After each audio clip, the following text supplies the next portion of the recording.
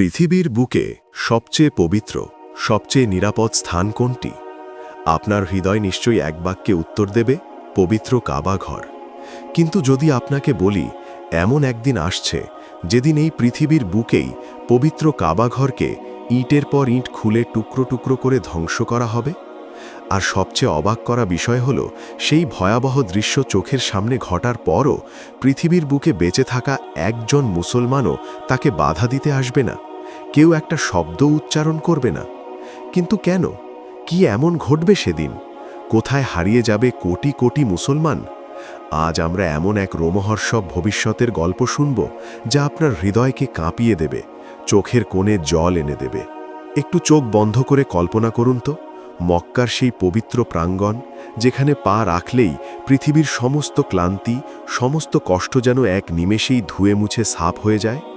কালো গিলাফে মোড়ানো সেই চারকোনা ঘরটি, যার দিকে একবার তাকালে আর চোখ ফেরানো যায় না। প্রতিদিন প্রতি মুহূর্ত, দিন নেই রাত নেই, লাখ লাখ মানুষ এই ঘরকে কেন্দ্র করে ঘুরছে। কেউ কাঁদছে তার গুনাহ মাফের আশায়, কেউ বা দুহাত তুলে নিজের মনের না বলা কথাগুলো তার রবের কাছে জানাচ্ছে। এই কাবা শুধু পাথর আর মাটির তৈরি কোনো ইমারত নয়, এটি কোটি কোটি মুসলমানের আবেগ, ভালোবাসা এবং বিশ্বাসের স্পন্দন। হজরত ইব্রাহিম আলাইহিস সালামের পবিত্র হাতে গড়া এই ঘর হাজার হাজার বছর ধরে মুমিনদের হৃদয়ে রাজত্ব করে আসছে। ইতিহাস সাক্ষী, এই কাবা ঘরকে ধ্বংস করার চেষ্টা এর আগেও হয়েছে। আব্রাহার সেই বিশাল হস্তি বাহিনী যখন কাবা ধ্বংস করতে এসেছিল, তখন আল্লাহ তাআলা আবাবিল পাখির মাধ্যমে তাদের ধুলোয় মিশিয়ে দিয়েছিলেন, কারণ এই ঘরের রক্ষক স্বয়ং আল্লাহ। তাহলে শেষ জামানায় এমন কি ঘটবে? কেন আল্লাহ তাআলা সেই কাফিরকে কাবা ধ্বংস করার সুযোগ দেবেন?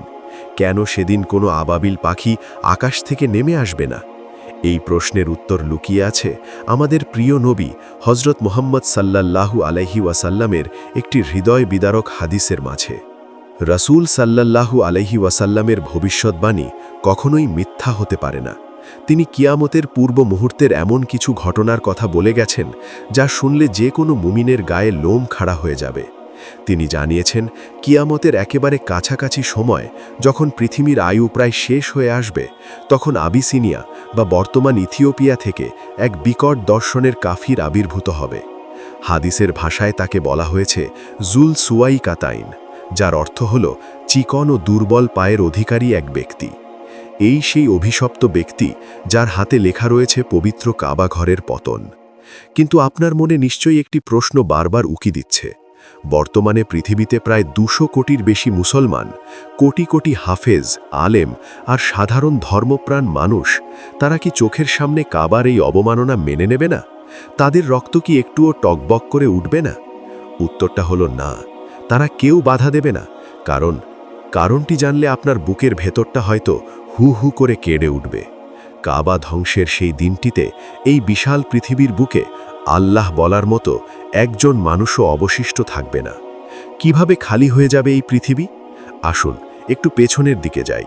কাবা ধ্বংসের এই ঘটনাটি হুট করেই একদিন সকালে ঘটে যাবে না। এর আগে পৃথিবীতে বয়ে যাবে বিশাল সব পরিবর্তন। হজরত ঈসা আলাইহিস সালাম আকাশ থেকে নেমে আসবেন। দাজ্জালের মতো ভয়ঙ্কর ফিতনার পতন হবে। ইয়াজুজ মাজুজ নামক সেই ধ্বংসাত্মক জাতি আল্লাহর গজবে ধ্বংস হয়ে যাবে। এরপর পৃথিবীতে আসবে এক সোনালী সময়। পৃথিবীতে এমন শান্তি আর প্রাচুর্য নেমে আসবে যে মানুষ দান করার জন্য টাকা নিয়ে ঘুরবে, কিন্তু দান নেওয়ার মতো কোনো অভাবী মানুষ খুঁজে পাওয়া যাবে না। বাঘ আর হরিণ একসাথে পানি পান করবে। মানুষের মন থেকে হিংসা, বিদ্বেষ, লোভ চিরতরে মুছে যাবে। ঈসা আলাইহিস সালামের নেতৃত্বে পুরো পৃথিবী জুড়ে প্রতিষ্ঠিত হবে ইসলামের একছত্র রাজত্ব। ঈসা আলাইহিস সালাম পৃথিবীতে 40 বছর অবস্থান করবেন। এরপর তিনি ইন্তেকাল করবেন এবং মুসলমানরা তার জানাজা আদায় করবেন। তার ইন্তেকালের পরও কিছুদিন পৃথিবীতে শান্তি বজায় থাকবে, কিন্তু মানুষের স্বভাব বড়ই অদ্ভুত। সময় যাওয়ার সাথে সাথে মানুষ আবারও ভুলে যেতে শুরু করবে তাদের রবকে। ধীরে ধীরে পৃথিবীতে আবারও পাপ কাজ বাড়তে থাকবে। তবে তখনও পৃথিবীতে অনেক মুমিন বান্দা বেঁচে থাকবেন, যাদের হৃদয়ে আল্লাহর ভয় থাকবে, যারা পবিত্র কাবায় গিয়ে সেজদাবনত হবেন। আর ঠিক সেই সময়ে আল্লাহ তাআলার এক অদ্ভুত সুন্দর অথচ হৃদয় বিদারক পরিকল্পনা বাস্তবায়ন হবে। আল্লাহ তাআলা চাইবেন না যে তার কোনো প্রিয় বান্দা, যার অন্তরে সরিষার দানা পরিমাণও ঈমান আছে, সে কিয়ামতের সেই ভয়ঙ্কর ও ভয়াবহ দৃশ্যগুলো নিজের চোখে দেখুক। তাই আল্লাহ রাব্বুল আলামিন সিরিয়া বা ইয়েমেনের দিক থেকে অত্যন্ত সুগন্ধিযুক্ত রেশমের মতো শীতল এক বাতাস প্রবাহিত করবেন। এই বাতাসটি হবে পৃথিবীর ইতিহাসের সবচেয়ে মায়াবী বাতাস। এই স্নিগ্ধ বাতাসটি ধীরে ধীরে পুরো পৃথিবীতে ছড়িয়ে পড়বে। মক্কা, মদিনা, এশিয়া, ইউরোপ, পৃথিবীর যে প্রান্তেই কোনো মুমিন লুকিয়ে থাকুক না কেন, এই বাতাস তাকে ছুঁয়ে যাবে। আর এই বাতাসের স্পর্শ এতটাই আরামদায়ক হবে যে তা শরীরে লাগা মাত্রই মুমিনদের বগলের নিচ দিয়ে প্রবেশ করে তাদের রূহ বা আত্মাকে খুব শান্তিতে, কোনো রকম কষ্ট না দিয়ে বের করে নিয়ে যাবে। মায়াবী এই বাতাসের পরশে একে একে ঢলে পড়বে পৃথিবীর সমস্ত ভালো মানুষ। মাটির বুকে লুটিয়ে পড়বে কোরআন তেলাওয়াতরত হাফেজ, সেজদায় থাকা মুসল্লি আর কাবার তাওয়াফরত হাজি। কল্পনা করুন সেই মুহূর্তটির কথা। সকালবেলা হয়তো সূর্য উঠবে অন্য সব দিনের মতোই, কিন্তু পৃথিবীর চিত্রটা আর এক থাকবে না। মসজিদগুলো পড়ে থাকবে খা খা শূন্যতায়। আজান দেওয়ার মতো কোনো মুয়াজ্জিন থাকবে না, নামাজ পড়ার মতো কোনো মুসল্লি থাকবে না। পবিত্র কাবার চত্বর, যা হাজার বছর ধরে মানুষের পদচারণায় মুখরিত ছিল, তা হঠাৎ করেই নিস্তব্ধ হয়ে যাবে। কাবার কালো গিলাফ হয়তো বাতাসে উড়বে, কিন্তু সেই গিলাফ ধরে কাঁদার মতো কোনো মুমিন আর এই পৃথিবীতে বেঁচে থাকবে না। পৃথিবী থেকে কোরআনের অক্ষরগুলো মুছে নেওয়া হবে, মানুষের বুক থেকে কোরআনের জ্ঞান তুলে নেওয়া হবে। পৃথিবীতে তখন বেঁচে থাকবে শুধু নিকৃষ্ট, পাপিষ্ঠ আর জঘন্য প্রকৃতির মানুষগুলো, যারা আল্লাহকে চেনে না, যারা ধর্ম বোঝে না। তাদের কাছে কাবা ঘর হবে শুধুমাত্র একটি পুরনো পাথরের ইমারত। তারা পশুর মতো প্রকাশ্য রাস্তায় নির্লজ্জতায় মেতে উঠবে। তাদের মধ্যে কোনো দয়া, মায়া বা সম্মানবোধ থাকবে না। আর এই নিকৃষ্ট মানুষের উপরই পতিত হবে কিয়ামতের সেই ভয়াবহ মহাপ্রলয়। ঠিক এই শূন্য, অভিভাবকহীন এবং ঈমানদার শূন্য পৃথিবীতে অন্ধকার মহাদেশ থেকে বেজে উঠবে সেই অভিশপ্ত কাফির জুল সুওয়াই কাতাইনের পদধ্বনি, যার অন্তরে থাকবে না কোনো স্রষ্টার ভয়, যার লক্ষ্য হবে শুধুই ধ্বংস। পৃথিবী তখন ঈমানদার শূন্য, চারিদিকে কেবল পাপাচার, অশ্লীলতা আর অন্ধকারের রাজত্ব। পবিত্র মক্কা নগরী, যা একসময় লাব্বাইক আল্লাহুম্মা লাব্বাইক ধ্বনিতে মুখরিত থাকত, তা তখন এক ভুতুড়ে নিস্তব্ধ নগরীতে পরিণত হয়েছে। বাতাসে আর ভেসে আসে না মুয়াজ্জিনের সুমধুর আজানের ধ্বনি। কাবার চত্বরে নেই কোনো শ্বেত শুভ্র ইহরাম পরিহিত মানুষের ভিড়। ঠিক এমন এক অরক্ষিত, অভিভাবকহীন এবং ঈমানদার শূন্য পৃথিবীতে আবির্ভূত হবে সেই অভিশপ্ত কাফির জুল সুওয়াই কাতাইন। আমাদের প্রিয় নবী হযরত মুহাম্মদ সাল্লাল্লাহু আলাইহি ওয়াসাল্লাম নিজের পবিত্র জবানে যে ব্যক্তির নিখুঁত বর্ণনা দিয়েছেন, তা শুনলে চোখের সামনে এক বিভৎস দানবের চিত্র ফুটে ওঠে। হাদিসের আলোকে জানা যায়, এই লোকটি হবে আবিসিনিয়া বা বর্তমান ইথিওপিয়া অঞ্চলের। তার গায়ের রং হবে নিকশ কালো, যেন রাতের অন্ধকারের চেয়েও গাঢ়। তার মাথার চুল হবে অত্যন্ত পাতলা এবং উস্কো খুস্কো, কিন্তু তার সবচেয়ে বড় শারীরিক বৈশিষ্ট্য হবে তার পা। তার পা দুটি হবে অস্বাভাবিক রকমের চিকন, দুর্বল এবং কিছুটা ধনুকের মতো বাঁকা। হাঁটার সময় তার পা দুটো অদ্ভুতভাবে কাঁপবে। তার পদক্ষেপ হবে চওড়া, চেহারায় থাকবে চরম রুক্ষতা আর চোখে থাকবে ধ্বংসের নেশা। এই জুল সুওয়াই কাতাইন একা আসবে না, তার সাথে থাকবে তার মতো আরও অসংখ্য বিকৃত মস্তিষ্কের পাষণ্ড অনুসারীর দল। তারা লোহিত সাগর পাড়ি দিয়ে সোজা হিজাজ অর্থাৎ আরবের দিকে ধেয়ে আসবে। তাদের অন্তরে না থাকবে কোনো স্রষ্টার ভয়, না থাকবে পবিত্র কাবা ঘরের প্রতি এক বিন্দু সম্মান। তাদের একমাত্র লক্ষ্য হবে এই প্রাচীন ইমারতটিকে মাটির সাথে মিশিয়ে দেওয়া। তারা যখন মক্কার পথে এগিয়ে আসবে, পৃথিবীর বাকি মানুষগুলো তখন কি করবে? তারা কি বাধা দেবে? না, পৃথিবীতে বেঁচে থাকা সেই নিকৃষ্ট মানুষের দল এই ভয়াবহ দৃশ্য দেখেও না দেখার ভান করবে। তারা নিজেদের পাপাচার, মদ্যপান আর পাশবিক উল্লাসেই মত্ত থাকবে।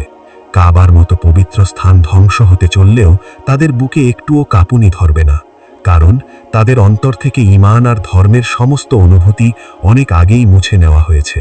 সেই মায়াবী বাতাসে তো সমস্ত মুমিন আগেই বিদায় নিয়েছে। এখন যারা আছে তারা তো মানুষের রূপ ধরে থাকা পশুর চেয়েও অধম। অবশেষে সেই কালো দিনটি ঘনিয়ে আসবে। জুল সুয়াই কাতাইন তার উন্মত্ত দলবল নিয়ে প্রবেশ করবে পবিত্র মসজিদে হারামের সীমানায়। একবার ভাবুন তো, যে সীমানায় প্রবেশ করতে হলে যুগে যুগে মানুষকে অত্যন্ত আদব রক্ষা করতে হয়েছে, যেখানে একটা ছোট প্রাণী শিকার করাও হারাম, সেই পবিত্র মাটিতে আজ বিনা বাধায় দম্ভের সাথে পা ফেলছে একদল নোংরা হিংস্র মানুষ। জুল সুয়াই কাতাইন ধীর পায়ে এগিয়ে যাবে পবিত্র কাবা ঘরের দিকে। তার হাতে থাকবে একটি কোদাল বা শাবল জাতীয় অস্ত্র। সে কাবার সামনে গিয়ে দাঁড়াবে, তার চোখে থাকবে এক পৈশাচিক উল্লাস। এরপর সে হাত বাড়াবে পবিত্র কাবার সেই কালো গিলাফের দিকে, যে গিলাফকে ছুঁয়ে একটু চোখের পানি ফেলার জন্য, একটু চুমু খাওয়ার জন্য হাজার বছর ধরে কোটি কোটি মুসলমান নিজেদের জীবন বিলিয়ে দিতে প্রস্তুত ছিল। সেই গিলাফকে সে নির্মমভাবে টেনে ছিঁড়ে ফেলবে। গিলাফ ছিঁড়ে ফেলার পর সে কাবার অলংকারগুলো লুট করতে শুরু করবে। এরপর সে তার হাতের সেই অস্ত্র দিয়ে কাবার দেওয়ালে আঘাত করবে। খট খট খট। পবিত্র মক্কার নিস্তব্ধ আকাশে প্রতিধ্বনিত হবে কাবার পাথর ভাঙার শব্দ। রাসূল সাল্লাল্লাহু আলাইহি ওয়াসাল্লাম এই দৃশ্যটির বর্ণনা দিতে গিয়ে বলেছিলেন, আমি যেন তাকে দেখতে পাচ্ছি। সে কালো রঙের, পা বাঁকা। সে কাবা ঘরের পাথরগুলো একটি একটি করে খুলে ফেলছে। হজরত ইব্রাহিম আলাইহিসসালাম এবং ইসমাইল আলাইহিসসালামের নিজের হাতে গাঁথাই পবিত্র পাথরগুলো, যা হাজার হাজার বছর ধরে পৃথিবীর বুকে আল্লাহর একত্ববাদের সাক্ষী হয়ে দাঁড়িয়েছিল, তা একে একে খসে পড়তে শুরু করবে। জুল সুয়াই কাতাইন একটি পাথর ভাঙবে, আর তার অনুসারীরা সেই পাথর হাতে হাতে এক প্রান্ত থেকে অন্য প্রান্তে ছুঁড়ে ফেলে দেবে। তারা কাবার ছাদ ভেঙে ফেলবে, দেওয়ালগুলো ধসিয়ে দেবে, এমনকি কাবার নিচে লুক্কায়িত যে প্রাচীন গুপ্তধন রয়েছে, তারা মাটি খুঁড়ে সেই গুপ্তধনও বের করে আনবে। কি অদ্ভুত এক হাহাকার! কেউ বলছে না থামো, কেউ দূর থেকে একটা পাথরও ছুঁড়ছে না, আকাশ থেকে কোনো আবাবিল পাখিও ঝাঁক বেঁধে নেমে আসছে না। কারণ যাদের জন্য এই কাবা, যাদের ইবাদাতের কেন্দ্র এই কাবা, তারা তো আর পৃথিবীতে নেই। আল্লাহ তাআলা তার ঘরকে তখনই রক্ষা করেছিলেন যখন পৃথিবীতে এমন মানুষ ছিল যারা এই ঘরকে ভালোবাসত। কিন্তু যখন পৃথিবীতে আল্লাহ বলার মতো একজন মানুষও অবশিষ্ট নেই, তখন এই পাথরের ইমারতটি রেখে আর কী লাভ? তাই আল্লাহ তাআলা নিজেই সেদিন এই অভিশপ্ত কাফিরকে সুযোগ দেবেন পৃথিবীর বুক থেকে কাবার শেষ চিহ্নটুকু মুছে ফেলার। ইটের পর ইট খসে পড়বে, ধুলোয় মিশে যাবে পবিত্র হাজরে আসওয়াদ, মাকামে ইব্রাহিম। একটা সময় আসবে যখন সেই পবিত্র চত্বরে কাবার আর কোনো অস্তিত্বই থাকবে না। পড়ে থাকবে শুধু একখণ্ড বিরান ভূমি আর চারপাশের রুক্ষ পাহাড়গুলো, যারা যেন বোবা কান্নায় গুমড়ে মরছে। কিন্তু সেই কান্না শোনার মতো কোনো মুমিন হৃদয় আর এই পৃথিবীতে নেই। কাবা ধ্বংসের পর পৃথিবীর বুকে আর কোনো বরকত, কোনো রহমত অবশিষ্ট থাকবে না। পৃথিবী নামক এই গ্রহটি তখন তার অস্তিত্বের শেষ প্রান্তে এসে দাঁড়াবে। পবিত্র কাবা ছিল পৃথিবীর হৃৎপিণ্ড। হৃৎপিণ্ড স্পন্দন থামিয়ে দিলে শরীর যেমন মৃত হয়ে যায়, কাবা ধ্বংসের পরেই পৃথিবীও আধ্যাত্মিকভাবে সম্পূর্ণ মৃত হয়ে পড়বে। মানুষ তখন পশুর চেয়েও নিকৃষ্ট হয়ে যাবে। প্রকাশ্য দিবালকে রাস্তার মোড়ে মোড়ে মানুষ নির্লজ্জতায় মেতে উঠবে, ঠিক যেমন গাধারা জনসমক্ষে মেতে ওঠে। কেউ কাউকে বাধা দেবে না, কেউ বলবে না এসব কি করছো, কারণ তাদের অন্তর থেকে লজ্জা, পাপ বা স্রষ্টার ভয় শব্দগুলো চিরতরে মুছে যাবে। তারা ব্যস্ত থাকবে নিজেদের দুনিয়াবি কাজে, ব্যবসা বাণিজ্যে আর পাশবিক আনন্দে। তারা টেরই পাবে না যে তাদের মাথার ওপর মহাবিশ্বের সবচেয়ে বড় ধ্বংসযজ্ঞ ধেয়ে আসছে। আকাশে সূর্য উঠবে, কিন্তু সেই সূর্যের আলোতে কোনো মায়া থাকবে না। বাতাস বইবে, কিন্তু তাতে কোনো সজীবতা থাকবে না। আল্লাহ তাআলা তখন হযরত ইসরাফিল আলাইহিসসালামকে নির্দেশ দেবেন সিংগায় ফু দেওয়ার জন্য। ইসরাফিল আলাইহিসসালাম তো সেই কবে থেকেই সিংগা মুখে নিয়ে চোখ বড় বড় করে আল্লাহর আরশের দিকে তাকিয়ে আছেন, কখন তার রবের নির্দেশ আসবে। হাদিসে এসেছে, কিয়ামত এত হঠাৎ করে আসবে যে মানুষ তার প্রাত্যহিক কাজেই ব্যস্ত থাকবে। দুজন মানুষ হয়তো কাপড় বেচা কেনা করার জন্য তা মেলে ধরবে, কিন্তু তাদের আর দরদাম করাও হবে না, কাপড় গোটানোও হবে না। একজন হয়তো উটের দুধ দহন করে নিয়ে আসবে, কিন্তু সে তা পান করার সুযোগ পাবে না। একজন হয়তো তার মুখের কাছে খাবারের লোকমা তুলে নেবে, কিন্তু তা চিবিয়ে গেলার আগেই বেজে উঠবে সেই কান ফাটানো মহাপ্রলয়ের আওয়াজ। প্রথম ফু দেওয়ার সাথে সাথেই পুরো পৃথিবী থরথর করে কাঁপতে শুরু করবে। যে পাহাড়গুলোকে আমরা এত বিশাল আর শক্তিশালী মনে করি, তা ধ্বনিত তুলোর মতো আকাশে উড়তে থাকবে। বিশাল সব সমুদ্রের পানি টকবক করে ফুটতে ফুটতে একসময় আগুনে পরিণত হবে। আকাশ ফেটে চৌচির হয়ে যাবে, তারকারাজি খসে পড়বে। চোখের পলকে পৃথিবীর সমস্ত অহংকারী পাপিষ্ঠ মানুষগুলো ধ্বংস হয়ে যাবে। ধূলিসাৎ হয়ে যাবে এই সাজানো গোছানো পৃথিবী। কিন্তু একটু থামুন, একটু গভীর করে শ্বাস নিন, চোখটা খুলুন। আলহামদুলিল্লাহ, আলহামদুলিল্লাহ, আমরা এখনও সেই ভয়াবহ যুগে পৌঁছাইনি। আমাদের চোখের সামনে এখনও আমাদের রবের পবিত্র ঘর, পবিত্র কাবা সগৌরবে দাঁড়িয়ে আছে। এখনও লাখো মানুষ সেই ঘর তাওয়াফ করছে। কিন্তু আজ যখন কাবার দিকে তাকাই তখন বুকের ভেতরটা হু হু করে ওঠে। হে আমার রবের ঘর, একদিন তোমাকে এভাবে ভেঙে ফেলা হবে, একদিন তোমার পাশে দাঁড়িয়ে কাঁদার মতো কেউ থাকবে না। আল্লাহ, আমাদের কি হবে? আমরা কি সেই হতভাগাদের কাতারে থাকব যারা তোমাকে ভুলে যাবে? ভাবতেই দুই চোখ বেয়ে পানি চলে আসে। আজ আমরা দুনিয়ার মোহে পড়ে কত অবলীলায় গুনাহ করে যাচ্ছি, কত সহজে নামাজ ছেড়ে দিচ্ছি, ধুলো জমতে দিচ্ছি কোরআনের পাতায়। অথচ একদিন এই কোরআনের অক্ষরগুলো আসমান থেকে তুলে নেওয়া হবে, তখন মানুষ বুক চাপড়ে কাঁদবে, কিন্তু একটা আয়াতও পড়তে পারবে না। আমরা কত ভাগ্যবান, এখনও আমাদের মুখে আল্লাহ নাম উচ্চারিত হয়, এখনও আমাদের মসজিদগুলোতে আজান হয়, এখনও আমরা চাইলেই সেজদায় লুটিয়ে পড়ে বলতে পারি, ইয়া আল্লাহ, আমাকে ক্ষমা করে দিন, আমার গুনাহ খাতা মাফ করে দিন। আসুন না, কাবার এই পবিত্র গিলাফ ছিঁড়ে যাওয়ার আগেই, পৃথিবী থেকে ঈমানদারদের বিদায় নেওয়ার সেই মায়াবী বাতাস আসার আগেই আমরা আমাদের রবের কাছে ফিরে যাই। চলুন না, আজই তওবা করি। কাল হয়তো অনেক দেরি হয়ে যাবে, হয়তো কালকের সকালটা আর আমাদের জন্য রহমত নিয়ে আসবে না। হে আমাদের রব, আমরা বড়ই দুর্বল। যেদিন এই পৃথিবীতে কেউ আপনার নাম নেওয়ার থাকবে না, সেই ভয়াবহ দিন আসার আগেই আপনি আমাদের ঈমানের সাথে মৃত্যু দান করুন। আমাদের হৃদয়কে কাবার প্রেমে, আপনার প্রেমে সিক্ত করে দিন। আমাদের ক্ষমা করুন ইয়া আল্লাহ, আমাদের ক্ষমা করুন।